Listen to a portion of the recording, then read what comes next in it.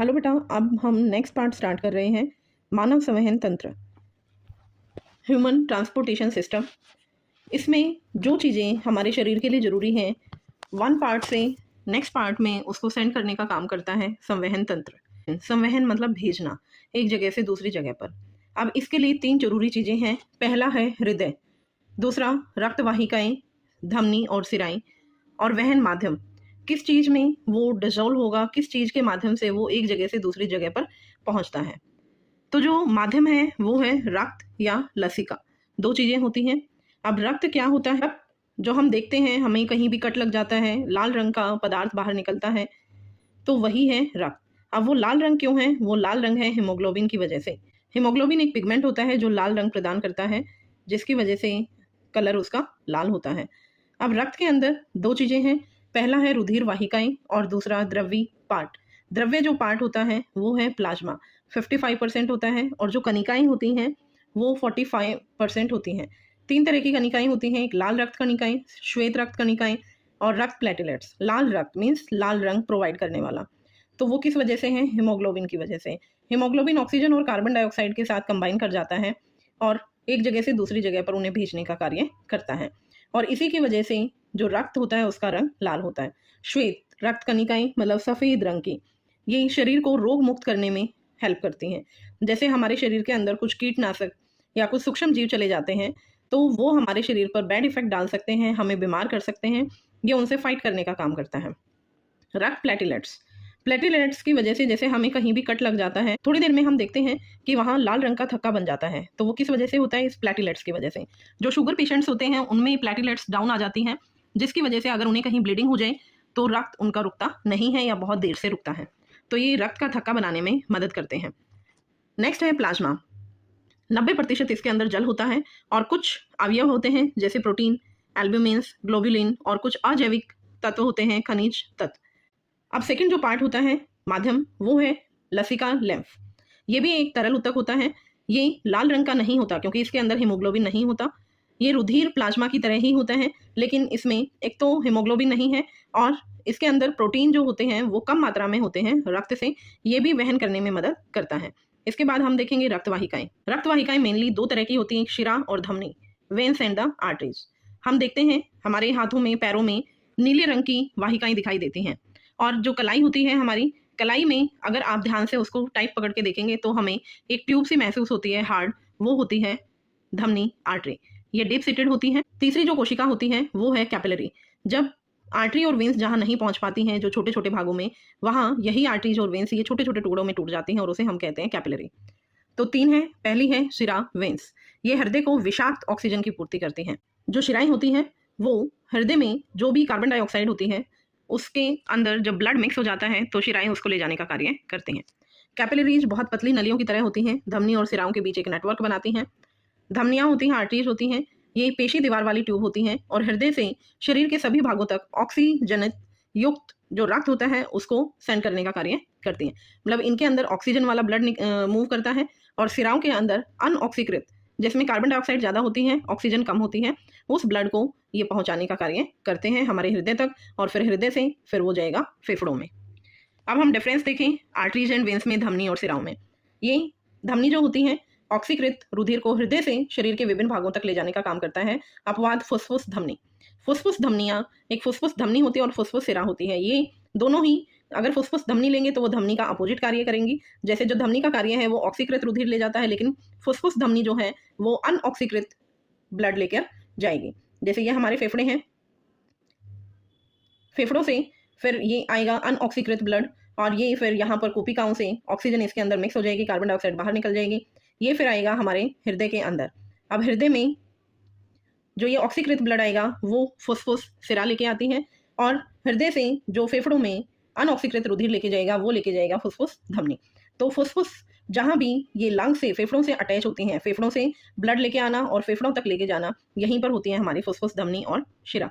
का कार्य अपोजिट होता है धमनी और सिरा से। जैसे सिरा में हम देखेंगे अनऑक्सीकृत रुधिर को एकत्र करता है विभिन्न अंगों से और उसको हृदय तक लेके जाता है। फुसफुस सिरा का उल्टा काम है।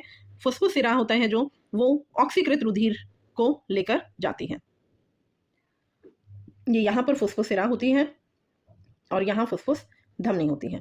धमनी की जो भित्ति होती है वो मोटी और अधिक लचीली होती है और सिरा की भित्ति कम मोटी और कम लचीली होती है। धमनी के अंदर वाल नहीं होती क्योंकि यहाँ से जो ब्लड जाता है वो बहुत प्रेशर के साथ जाता है, और सिरा में वाल होती हैं।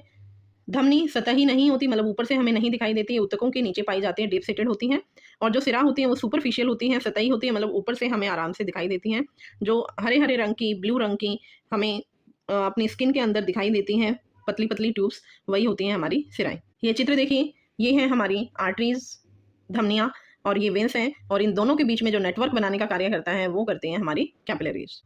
अब मनुष्य के अंदर नेक्स्ट पार्ट है हृदय। हृदय बहुत ही इंपॉर्टेंट पार्ट है, ये पंपिंग अंग होता है और इसका जो कार्य होता है वो पंप करना होता है ताकि ज़्यादा से ज़्यादा ऑक्सीकृत जो ब्लड है वो हमारे हृदय से विभिन्न अंगों तक पहुंच जाए और विभिन्न अंगों से जो अनऑक्सीकृत रुधिर है वो फिर से वापस आ जाए। तो यहाँ हृदय के 4 अंग होते हैं, 4 भाग होते हैं, इसके अंदर कक्ष होते हैं, बायां आलिंद, दायां आलिंद, बायां निलय, दायां निलय। 2 निलय होते हैं, 2 आलिंद होते हैं। बाएं भाग में बायां आलिंद, बायां निलय, और दाएं भाग में दायां आलिंद, दायां निलय। रक्त का काम क्या है? ऑक्सीजन, हार्मोन, ग्लूकोज और अन्य जितने भी घटक होते हैं उनको विभिन्न भागों तक पहुंचाने का कार्य करते हैं। और जो हमारा हृदय होता है वो बाईं ओर, जो हमारी चेस्ट कैविटी होती है उसके पास स्थित होता है।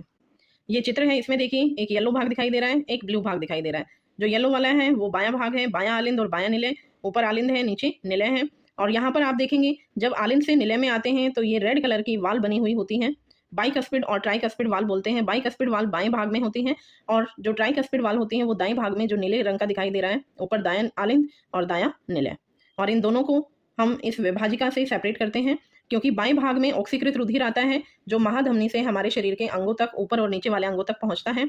और यहाँ पर जब अपचयन होता है खाने का तो यहाँ से ये ऑक्सीजन को प्रयोग कर लेते हैं हमारे ऊतक और कार्बन डाइऑक्साइड को बाहर निकालते हैं। अब वो कार्बन डाइऑक्साइड आएगी हमारे दाएं भाग में। तो जब बाईं आलिंद से ऑक्सीकृत रुधिर आएगा हमारे बाएं निलय के अंदर, अब यहाँ पर जैसे ही ब्लड नीचे की तरफ आता है वो वापस आलिंद में ना जाए, तो यहाँ ये वाल बनी हुई होती हैं, ये एकदम से बंद हो जाती हैं। फिर ये ब्लड जाएगा हमारी महाधमनी के अंदर, महाधमनी से फिर ऊपर वाले और नीचे वाले हिस्सों में, फिर कार्बन डाइऑक्साइड वाला रुधिर जाएगा दाएं आलिंद में, दाएं आलिंद से फिर आएगा दाएं निलय में, और यहाँ से फिर फुसफुस धमनियों के थ्रू हमारे ये फेफड़ों के अंदर चला जाएगा, जहाँ से ऑक्सीकृत रुधिर फिर दोबारा से हमारी फुसफुस सिराओं से बाएं आलिंद के अंदर आ जाता है। तो अब देखेंगे आप आलिंद और निलय के बीच में डिफरेंस। आलिंद जो होता है उसकी दीवारें निलय से छोटी होती हैं, पतली होती हैं और कम मांसपेशियां होती हैं। ये रक्त प्राप्त करने वाला कक्ष है, या ऊतकों से प्राप्त कर रहा है या फेफड़ों से प्राप्त कर रहा है। और जो निलय भाग होता है ये बड़े होते हैं और अधिक पेशी कक्ष होते हैं, रक्त को पंप करने और रक्त को बाहर निकालने के लिए ये जिम्मेदार होते हैं, और ये बड़ी धमनियों से जुड़े हुए होते हैं और परिसंचरण के लिए रक्त को पहुंचाते हैं। अब है बहुत ही इंपॉर्टेंट क्वेश्चन, दोहरा परिसंचरण। ये बार बार पूछा जाता है, दोहरा परिसंचरण। परिसंचरण मतलब एक साइकिल बनना। जो फेफड़े होते हैं हमारे, फेफड़ों से जो ब्लड आएगा, ऑक्सीकृत ब्लड आएगा, वो हमारे बाएं भाग में आएगा, बाएं से फिर ऊपर और नीचे वाले हिस्सों में ही जाएगा, फिर वहां से ऑक्सीजन को हमारी कोशिकाएं प्रयोग कर लेती हैं, फिर वो जाएगा हमारे दाएं भाग में, दाएं भाग से फिर से वो फेफड़ों के अंदर जाएगा। तो जब वो वापस फेफड़ों के अंदर जाता है, यहाँ एक पूरी साइकिल कंप्लीट होती है, एक संचरण कंप्लीट होता है। तो इस एक संचरण के अंदर हम देखते हैं कि 2 बार ब्लड हमारे हृदय के अंदर जाता है, और इसी वजह से इसे हम दोहरा परिसंचरण कहते हैं। तो दोहरा परिसंचरण क्या है? मानव शरीर में जो रक्त है हृदय से 2 बार गुजरता है, एक बार फुसफुसीय परिसंचरण के दौरान और दूसरी बार शरीर के अंगों से गुजरता है, जिसको हम सिस्टेमिक परिवहन कहते हैं, और फुसफुसीय संचरण के दौरान जाता है तो उसे फुसफुसीय या पल्मोनरी संचरण कहते हैं। तो ये 2 बार क्यों जा रहा है? ताकि जो हमारा ऑक्सीकृत और अनऑक्सीकृत ब्लड है वो मिक्स ना हो। अगर वो मिक्स हो जाएगा तो उससे वेस्टेज ज़्यादा होगी और हमें एनर्जी कम मिलेगी। जो उसके ब्लड के अंदर जो घुली हुई ऑक्सीजन है उसको हमारे ऊतक कम प्रयोग कर पाएंगे, जिससे एनर्जी कम निकलेगी।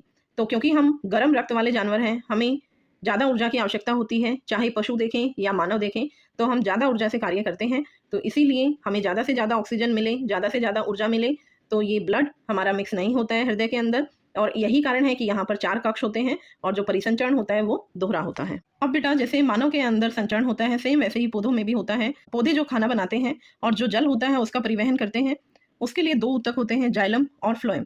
जाइलम पानी को परिवहन करता है और फ्लोएम भोजन का परिवहन करता है।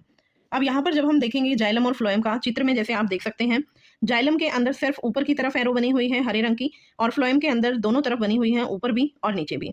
मतलब जाइलम में एक ही तरफ फ्लो करता है पानी, क्योंकि जो पानी आता है वो जड़ों से पौधे एब्जॉर्ब करते हैं, अवशोषित करते हैं, और जड़ों से ऊपर वाले हिस्सों में वो जाता है। लेकिन जो खाना बनता है पत्तों के अंदर, अब पत्ते बीच में भी होते हैं, ऊपर भी होते हैं, तो वो खाना ऊपर वाले हिस्सों में भी पहुंचता है, नीचे वालों में भी। इसीलिए फ्लोएम के अंदर जो डायरेक्शन होती है वो दोनों तरफ होती है, ऊपर भी और नीचे भी।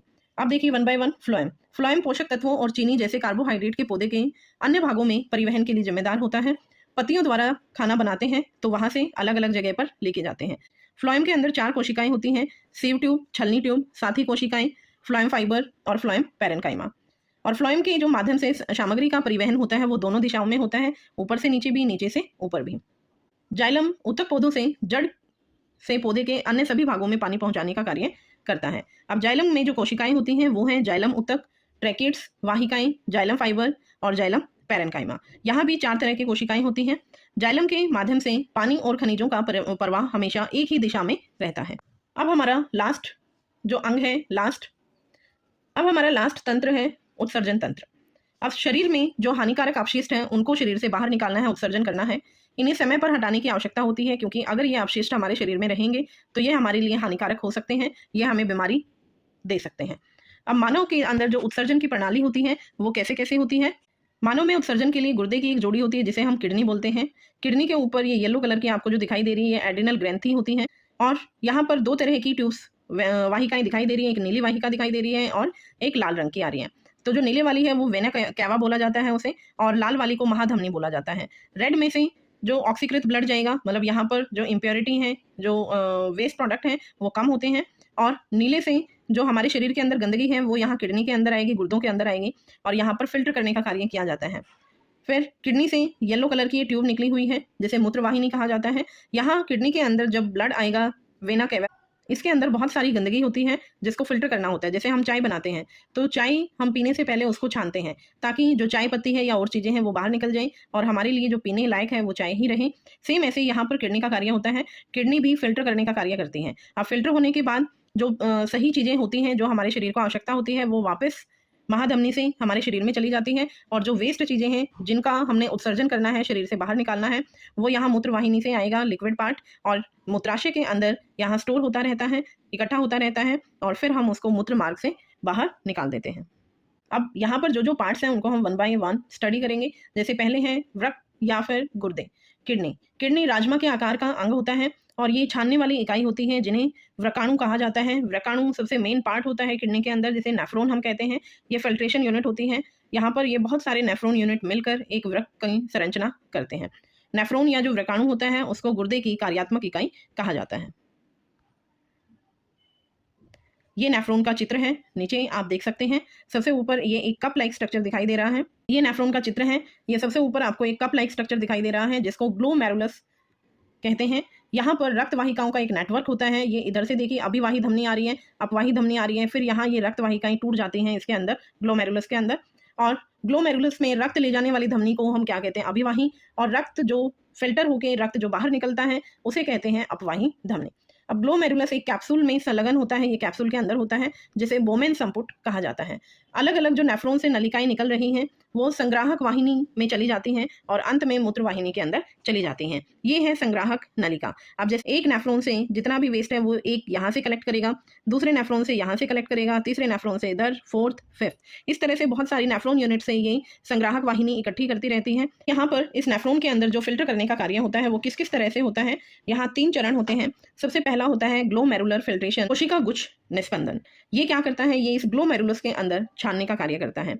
नाइट्रोजन युक्त जो अपशिष्ट होते हैं, ग्लूकोज, पानी, रक्त से अमीनो एसिड कोशिका गुच्छ से छन कर बोमेन संपुट में आ जाते हैं और वो नीचे की तरफ इन वाहिकाओं के अंदर जाएंगे। ये पीसीटी वाहिका है, समीपस्थ नलिका, ये डीसीटी है, दूरस्थ नलिका, और ये इधर हैनल्स ऑफ लूब होता है यू शेप का। तो यहाँ पर क्या होता है, फिल्टर होता है। जैसे पीसीटी के अंदर जो मेन चीज़ें फिल्टर होती हैं वो ग्लूकोज, अमीनो एसिड, कोई सॉल्ट है जैसे H+, NH4+, आयंस है, एंड वाटर हमारी बॉडी को नीड होती है जितने वाटर की वो उसको एब्जॉर्ब कर लेता है। फिर लूप ऑफ हैनल के अंदर मोस्टली वाटर का अवशोषण होता है, एंड देन उसके बाद दूरस्थ नलिका के अंदर डीसीटी के अंदर H+ सॉल्ट्स का मेनली अवशोषण होता है, H+, K+, Na+, Cl+। तो यहाँ पर ये जो जो हमारे शरीर के लिए ज़रूरी हैं, कोई सॉल्ट है, कोई हमारा न्यूट्रिएंट है, पोषक तत्व है, और जो पानी होता है जो हमारे शरीर को बहुत ज़रूरत होती है पानी की, तो उसको ये अवशोषित कर लेते हैं। और लास्ट में जो विषाक्त या फिर हम ये कह सकते हैं जो हानिकारक पदार्थ बचते हैं वो इस संग्रह नालिका के अंदर आ जाते हैं, कलेक्टिंग ट्यूब के अंदर आ जाते हैं, जैसे यूरिया, यूरिक एसिड, एक्सेस जो वाटर होता है जो हमारे शरीर को ज़रूरत नहीं होती, कुछ सॉल्ट ऐसे होते हैं जो इंपॉर्टेंट नहीं होते, क्रिएटिनिन होते हैं, तो वो इस नलिका के अंदर आ जाएंगे। ये सेकंड जो मैंने अभी आपको बताया ट्यूबुलर एब्जॉर्प्शन, इन ट्यूब्स में पीसीटी, डीसीटी और जो हैनल स्लोप है यहाँ से एब्जॉर्ब होगा, अवशोषण होगा। उसके बाद नलिका स्रावन होता है, सिक्रीशन होता है, जो यूरिया, जल या लवण जैसे पदार्थ होते हैं वो वृकाणु में रहकर जो यूरिन फॉर्मेशन करते हैं वो फिर बाहर हम निकाल देते हैं। अब जो वृक में उत्पन्न जो यूरिन बनता है वो मूत्राशय में चला जाता है और वहाँ स्टोर होता रहता है, और जब हमें प्रेशर फील होता है तब हम उसको बाहर निकाल देते हैं। अब आप देखेंगे ये हेमोडायलिसिस। हेमोडायलिसिस क्या होता है? जब किसी की जो गुर्दे होते हैं, किडनी होती हैं, वो कार्य करना बंद कर देती हैं। अब वो काम नहीं करेंगे, वो फिल्टर नहीं करेंगे, तो जो ये हानिकारक चीज़ें हैं वो हमारे शरीर के अंदर हमें बीमार करते रहते हैं, हमें बीमारियाँ वहाँ पर अलग अलग तरह की हो जाती हैं। तो उस केस में कृत्रिम गुर्दे प्रयोग किए जाते हैं। ये एक मशीन होती है, हॉस्पिटल्स के अंदर ये मशीन होती है, डायलिसिस बोला जाता है, डायलाइजर्स होते हैं ये, जिसके अंदर यहाँ 2 पाइप आप देख सकते हैं कि एक पाइप ये इस मशीन से हमारी हाथ के अंदर गई और दूसरी पाइप यहाँ से दोबारा से ये एयर डिटेक्टर के अंदर जा रही है। तो ये एक पूरा सेटअप होता है, मशीन का अंदर वाले भाग ये दिखाए गए हैं जो फिल्टर करने का कार्य करते हैं, और इस प्रोसेस को हम हीमोडायलिसिस बोलते हैं, जो कृत्रिम तरीके से हमारी बॉडी की जितनी भी अशुद्धियाँ हैं उनको निकालने का कार्य करता है। अब है पौधों में उत्सर्जन। जैसे मनुष्य में उत्सर्जन होता है, सेम पौधों के अंदर भी कुछ ऐसी चीज़ें हैं जो उसको ज़रूरत नहीं है तो उनको वो बाहर निकालते हैं। तो जैसे गैसों का आदान प्रदान होता है, गैसों के आदान प्रदान के लिए हमारे पास जो होती हैं वो है स्टोमेटा। स्टोमेटा ये आप चित्र में देख सकते हैं। यहाँ पर कुछ ये 2 तरह की कोशिकाएं हैं, द्वार कोशिकाएं, एंड इन 2 कोशिकाओं के बाहर कुछ और कोशिकाएं बनी हुई हैं जो इन्हें सपोर्ट देने का कार्य करती हैं। ये हरे रंग की जो आपको दिखाई दे रही हैं द्वार कोशिकाओं से बाहर, और अंदर ये छेद बना हुआ है, यहाँ से गैसों का आदान प्रदान होता है, या जो पौधों के अंदर ज़्यादा पानी होता है, उनको ज़रूरत नहीं है, वो भी बाहर निकल जाता है। और कुछ पत्तियों और जो छाल आदि के रूप में पौधों से गिर जाती हैं, कुछ जैसे पत्तियाँ खराब हो जाती हैं, सूख जाती हैं, वो नीचे गिर जाती हैं। जो पौधों की छाल हम देखते हैं वो बिल्कुल बाहर से सूख जाती हैं और धीरे धीरे करके उनमें क्रैक्स आनी शुरू हो जाती हैं और वो नीचे गिर जाती हैं, या अगर हम हाथ लगाएं तो उससे भी वो नीचे आ जाती हैं। और पौधे अपने आसपास की मिट्टी में कुछ अवशिष्ट पदार्थ भी निकालते हैं, जैसे रेजिन और गोंद होता है। ये पुराने जाइलम में एकत्रित होती रहती हैं और फिर वो धीरे धीरे करके बाहर निकलती रहती हैं। अब यहाँ चित्र में देखिए, यहाँ पर पहले चित्र में गैसेस एक्सचेंज दिखाया गया है, ऑक्सीजन और कार्बन डाइऑक्साइड स्टोमेटा के थ्रू। दूसरे चित्र में वाष्पोत्सर्जन दिखाया गया है, जहाँ जो पानी की कुछ बूंदें होती हैं वो पत्तों पे दिखाई देती हैं। तो वो जो एक्सेस पानी है जो प्लांट को जरूरत नहीं है, तो वो पत्तियों से स्टोमेटा के थ्रू बाहर आ जाता है। कुछ ठोस पदार्थ होते हैं वो पौधे की पत्तियों पर आ जाते हैं और धीरे धीरे करके वो बाहर निकलना शुरू हो जाते हैं। ये गम्स एंड रेजिन्स 4 डायग्राम में दिखाया गया है। ये भी क्या करते हैं, 4 डायग्राम में देखिए गम्स और रेजिन्स निकलते हुए दिखाई दे रहे हैं। तो ये भी पौधों का वेस्ट चीज़ें होती हैं, ये ऐसे बाहर निकलते हैं। अब एक पॉइंट हमारा रह गया था पोषण में। मनुष्य में पोषण हमने किया, एक सेकंड जो पोषण होता है वो अमीबा के अंदर होता है। अमीबा जैसे मनुष्य खाना ग्रहण करते हैं, अमीबा ऐसे खाना ग्रहण नहीं कर सकता। अमीबा में एक ही कोशिका होती है, एक कोशिकीय जीव होते हैं। इसी एक कोशिका को अपने सारे कार्य करने होते हैं। जैसे पहला है अंतर्ग्रहण, खाने का ग्रहण करना, फिर उसका पाचन करना, पाचन होने के बाद फिर उसको शरीर में अवशोषित करना, स्वांगीकरण करना, उसको प्रयोग में लाना, और फिर है बहिगमन, जो वेस्ट चीज़ें हैं उसको बाहर निकाल देना। तो अब अमीबा एक ही कोशिकीय जीव है और इसके अंदर कोई माउथ भी नहीं होता जिससे ये खाना ले। अब कैसे वो खाना लेगा, अंतर्ग्रहण कैसे करेगा? इनके अंदर खाने को सेंस करने की पावर भगवान ने दी है। जहाँ से भी इनको खाना महसूस होता है, इनको स्मेल आती है खाने की, उसी साइड ये पादाप बन जाते हैं, फॉल्स फिट जिनको बोला जाता है, कूटपाद जिनको कहते हैं हम। और ये खाने को अपने दोनों हाथों की हेल्प से, जो ये पादाप बने हैं, इनसे खाने को ये पकड़ लेते हैं और उसको अपने अंदर ले जाते हैं। 3rd डायग्राम में दिखाई दे रहा है। और उसके चारों तरफ एक रेक्टिका बन जाती है जिसमें कुछ पाचक रस होते हैं और ये इसको पचाने का कार्य करते हैं। तो अमीबा अपना भोजन पादाप की सहायता से ग्रहण करता है और भोजन को ये पादाप से घेर लेता है, फिर अंदर प्रवेश करता है जहाँ खाद्य धानी ये बनाते हैं और भोजन का पाचन करते हैं। भोजन के पाचन और अवशोषण के बाद जो अवशिष्ट पदार्थ हैं वो निष्कासित होते हैं। अब उसको भी निष्कासित करने के लिए जहाँ पर भी वो इकट्ठे होते हैं वहीं से कोशिका टूट जाती है और कोशिका टूटने के बाद वो बाहर निकल जाता है, जैसे आप ये लास्ट वाले चित्र में देख सकते हैं। तो ये था हमारा जैव प्रक्रम।